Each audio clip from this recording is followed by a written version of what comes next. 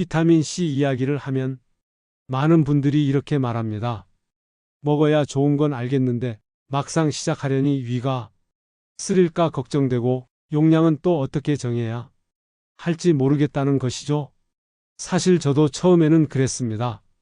저 역시 위가 약한 편이라 비타민 C가 강한 산성이라는 말을 듣고 한동안 망설였던 사람입니다. 그런데 오랫동안 관련 자료를 보고 실제로 섭취해보고 주변 사람들이 변화까지 지켜보면서 이제는 확신을 갖고 말씀드립니다. 비타민 C는 제대로 알고 접근만 한다면 우리 몸에서 가장 강력한 회복 도구 중 하나라고요. 우선 많은 분들이 가장 먼저 걱정하시는 것이 위 문제입니다. 사실 위가 민감한 분들에게 일반 비타민 C가 부담이 되는 것은 맞습니다. 그래서 처음에는 중성 비타민 C로 시작하는 것이 훨씬 좋습니다. 칼슘이나 마그네슘과 결합시켜 산성을 중화한 형태인데 저는 개인적으로 칼슘 버전을 추천드리는 편입니다. 나이가 들면 칼슘이 필요하기도 하고 소듐이 결합된 형태는 불필요한 염분을 더하게 되어 장기적으로 그다지 유익하지 않기 때문입니다. 실제로 저는 약한 위를 가진 분들에게는 처음 2달 정도는 무조건 중성 비타민 C를 권합니다. 이 기간 동안 위와 장이 충분히 적응하고 나면 그 다음부터는 일반 비타민 C로 넘어가도 무리가 없는 경우가 대부분이었습니다. 비타민 C를 시작하면 장이 예민하게 반응하는 경우가 있습니다. 어떤 분은 변비가 오고 또 어떤 분은 설사를 경험합니다. 이건 체질의 차이일 뿐입니다. 칼슘이 많은 제품을 쓰면 변비 쪽 반응이, 일반 비타민 C를 쓰면 묽은 변 반응이 조금 더 흔합니다. 저도 처음에는 장이 좀 불편했어요. 그런데 중요한 건 용량 조절입니다. 무조건 처음부터 많은 양을 밀어 넣을 필요 없습니다. 하루에 1g, 정말 천천히 시작해서 몸이 적응하는 걸 기다리면 됩니다. 몸이 편안해지면 그때부터 늘리면 되죠. 저는 소량으로 시작했을 때 훨씬 부작용이 적고 오히려 장이 안정되는 속도도 빨라진다는 걸 배웠습니다. 많은 분이 물어보십니다. 가루로 먹는 게 좋냐? 알약이 좋냐고요? 저도 여러 형태를 다 써봤습니다. 가루는 순도가 높고 첨가물이 거의 없다는 장점이 있습니다. 다만 맛이 문제죠. 상큼한 걸 좋아하시는 분들은 아무렇지 않게 드시는데 저처럼 신맛에 약한 사람은 도저히 매일 먹기가 어렵습니다. 그래서 저는 일상에서는 알약을 주로 씁니다. 다만 정제는 100% 비타민 C가 아니라 제조 과정상 부영제가 들어갈 수밖에 없습니다. 이 점 때문에 저는 아주 고용량을 먹어야 할 때는 가루를 쓰고 평소 유지 용량일 때는 정제를 씁니다.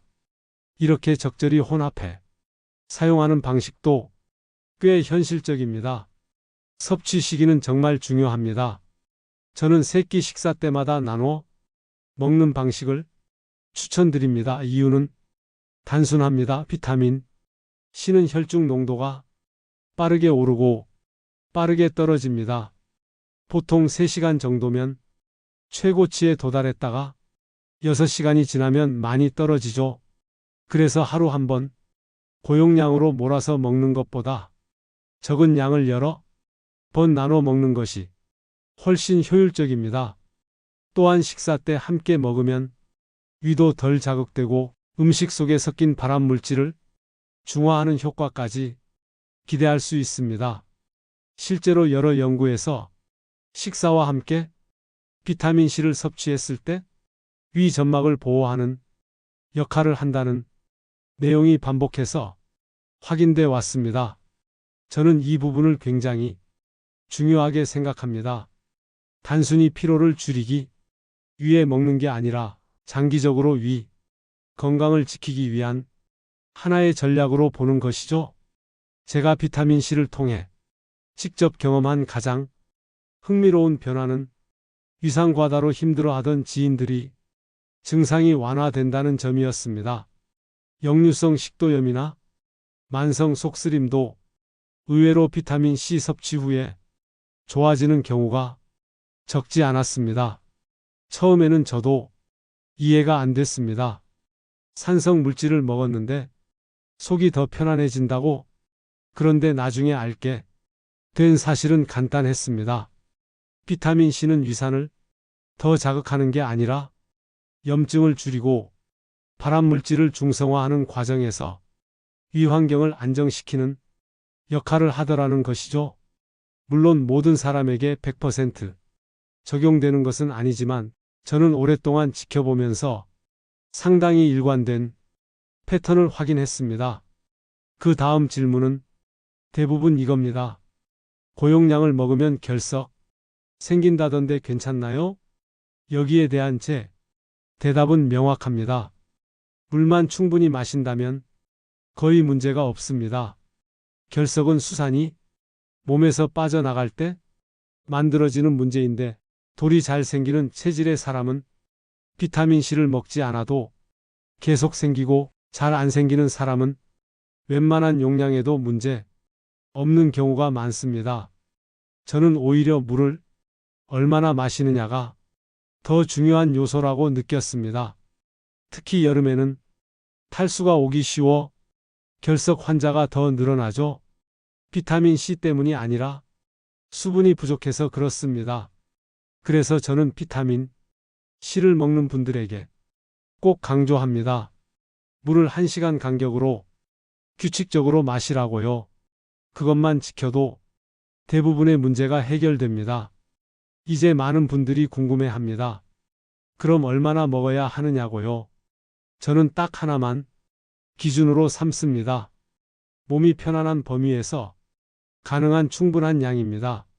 누군가는 1g만 먹어도 컨디션이 확 달라지고 누군가는 6g, 10g 정도는 돼야 몸이 반응하는 경우도 있습니다. 저는 처음에는 하루 2g으로 시작했다가 지금은 꾸준한 섭취로 6g 정도가 가장 몸이 편안하다는 것을 알게 되었습니다. 중년 이후에는 산화 스트레스가 급격히 늘어나기 때문에 젊었을 때보다 훨씬 많은 양이 필요하다는 것도 몸이 직접 알려주었습니다. 한 가지 더 말씀드리고 싶은 점이 있습니다. 우리는 종종 몸을 유지하는데 필요한 영양을 지나치게 약처럼 생각합니다. 그런데 비타민 C는 약이라기보다 몸의 정비공 같은 존재입니다. 세포가 손상됐을 때 가장 먼저 달려가 수리하고 염증을 잡고 혈관을 보호하고 해독을 돕습니다. 저는 나이가 들수록 이런 기본적인 영양이 더 중요해진다는 걸 절실히 느낍니다. 기력이 떨어지는 것도 회복이 느려지는 것도 결국은 항산화 능력이 떨어지는 데서 시작되니까요. 저는 오늘 이 이야기를 통해 여러분이 비타민 C를 조금 더 용기 있게 그리고 정확하게 접근하셨으면 하는 바람입니다. 몸은 솔직합니다. 맞지? 않으면 신호를 주고 필요하면 반응합니다. 가장 중요한 것은 서두르지 않는 것입니다. 1g부터 천천히 시작하고 식사 때마다 나눠 먹고 물을 자주 마시고 몸의 변화를 관찰하는 것. 이 4가지만 지키면 누구나 부담 없이 시작할 수 있습니다. 저 역시 처음에는 반신반의하며 시작했습니다. 그런데 지금은 하루의 리듬과 체력, 회복력 자체가 달라졌습니다. 여러분도 충분히 경험하실 수 있는 변화입니다. 오늘 이 강연이 비타민 C를 안전하고 올바르게 활용하는데 좋은 길잡이가 되길 바랍니다. 오늘 내용이 유익하셨다면 구독과 좋아요 부탁드립니다. 감사합니다.